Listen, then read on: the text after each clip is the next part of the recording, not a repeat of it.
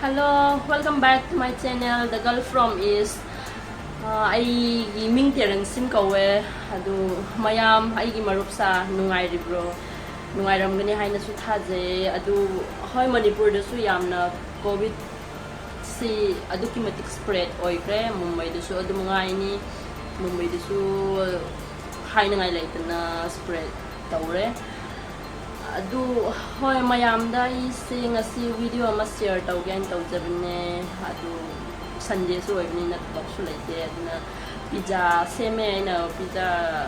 oven yaudana karamai na pizza sem buno haibse ina sem je ngasi adu mayam da share tawjage adu video se karamai na tawbuno haibse ko mayam yengminasi so hauji ekoi ba pizza sem na aina sida meda 1 cup lowe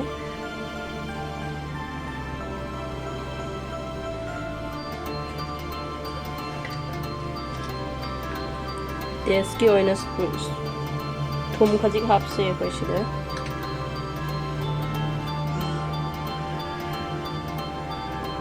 si packing soda ne small spoon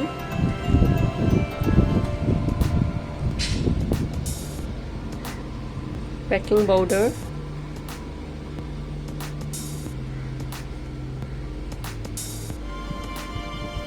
one spoon hapo ani mag adum hapa daw ni si so sina dahi ni dahi sangom mapham han khang nang mal ahan madai spoon ani akum hap ke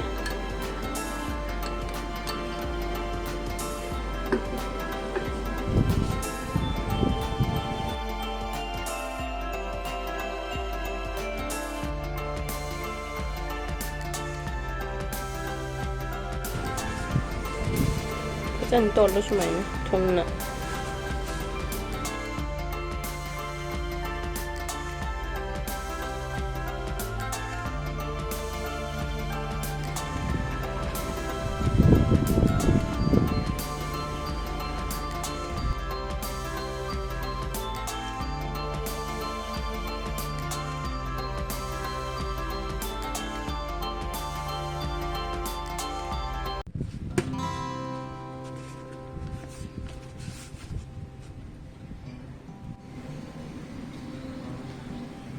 시대 다오 그지 가보시 마타이 마탁다 좀 앞줄 아무까 그전에 어찌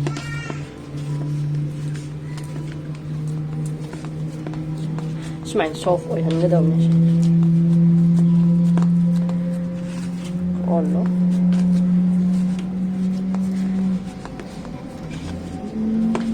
줄로인 거이래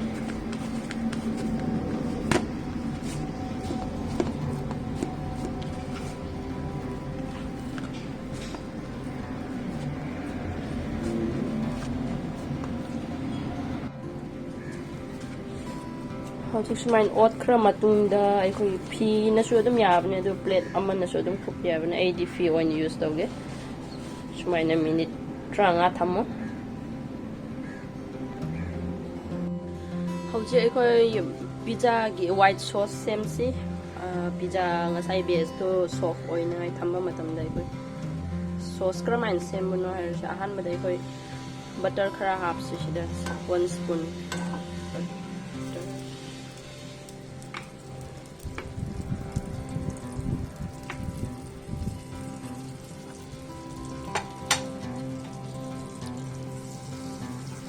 butter do sumain spread do tuna kano daw nga kasi na spread oil for butter so flame slow na tawag mo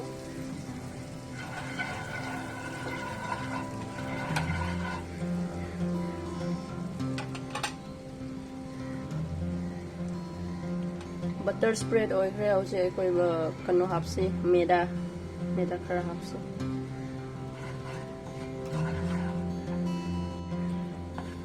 यार इमखै flame slow दा थमो होजिक SIM थुंगना दुम अनि mix तव सुमाइना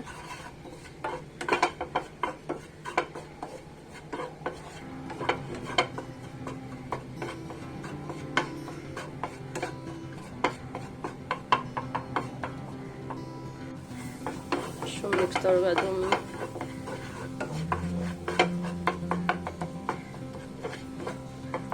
hojik sida in milk sangom hapsi si 1 bowl sangom hape na fajana mix taw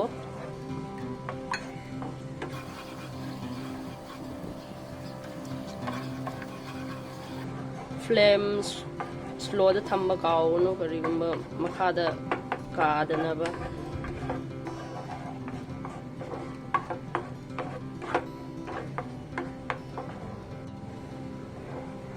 white sauce se yam sem khrajo adum freeze da adum thamra shi na bu shi ai so shumai kra ollo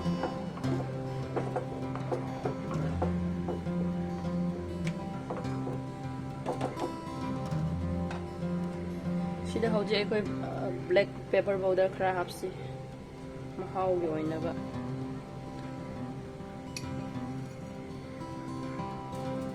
chili flake khra hapsi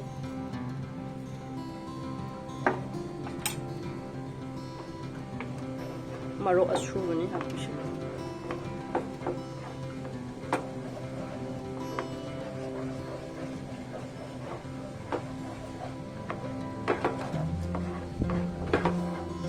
kang han ga daw me sum ol laga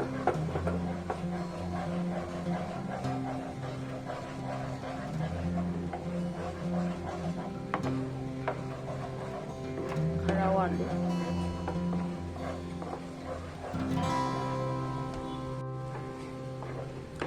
sis slow flame da ochi white sauce se madam da dum minute mga ha memory mga de dum chang mani sauce se kang lak re mahi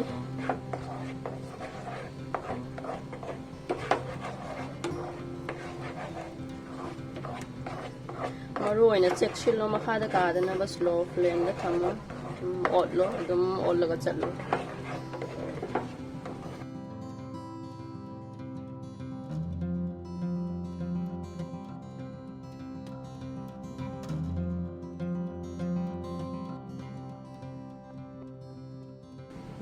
sauce morning pe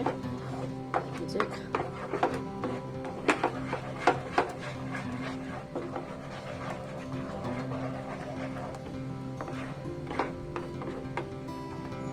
flame mai koi ban tau si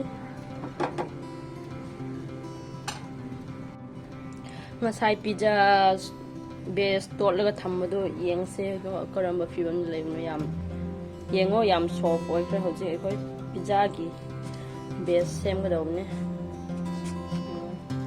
loin ubu phangye sida smain soft oil ga dawne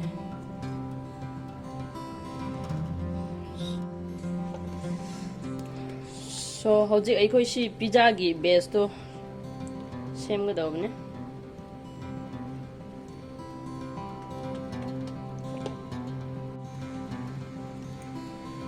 smain roll to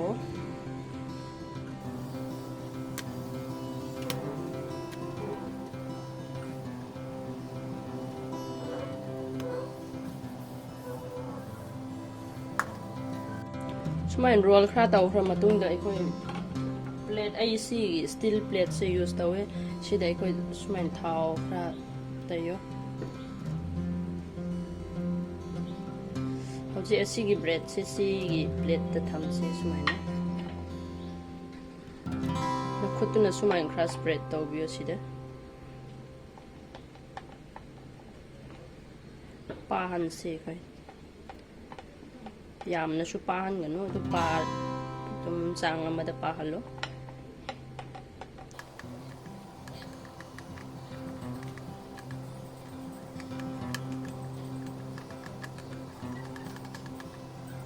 chu flat oil from matung na sumaina kra sum side the same bio sumain mark same sumaina noi sauce kumba tayo da no aina ba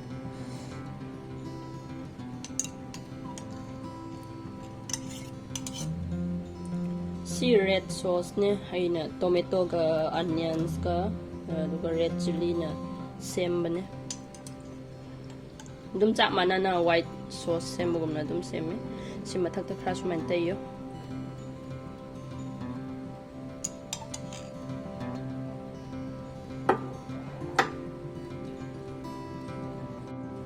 ꯍꯧꯖꯤꯛ ꯉꯁꯥꯏ ꯅꯪꯅ ꯑꯩꯈꯣꯏꯅ ꯁꯦꯝꯈꯤꯕ white ꯁꯣꯁꯇꯨ ꯃꯊꯛꯇ ꯍꯥꯞꯁꯤ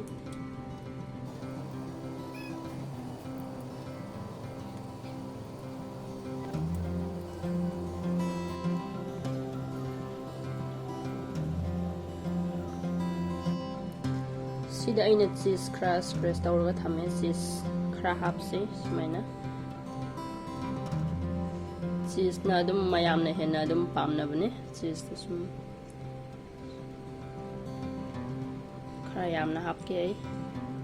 cheese yamar di mahau jo dum lai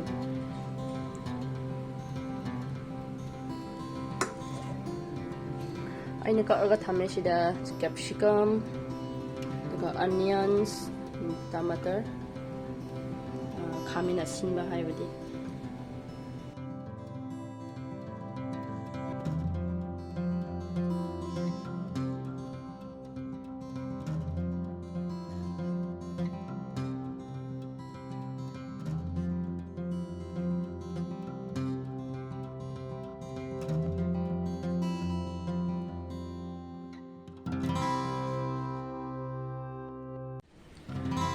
hoje aigi pizza se ready oigre full je koi kano da habrani khang du da habrani aigi khang se hoji saraga leigramne se aina thum hapne aigi thum gi color se khara kano tawre do hanna so aina adum use tawkraba thum ne thum khara hape aina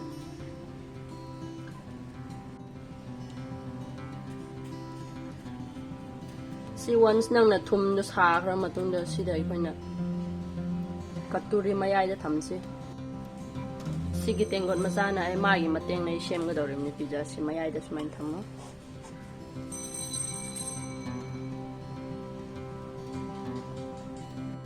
katuri si mayai thamgra matung da khoi sigi pizza plate si sigi katuri mathak ta thammo sumaina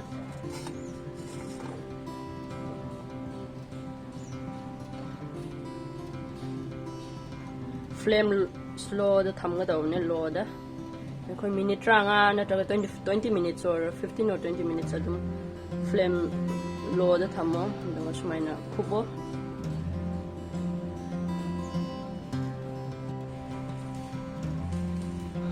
hojik gas off tose ai gi pizza hojik ready oire yengmadu su yengo yummy oire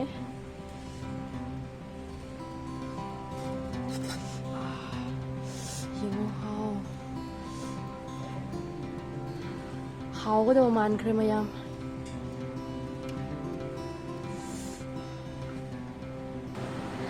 ya hauji ai gi pizza sem base loire mayam yengbiyo yam how ga do man bane yam law khre restaurant ga chap man khre restaurant ni chatra su yum da dum sem raga ilai na chaba ya bane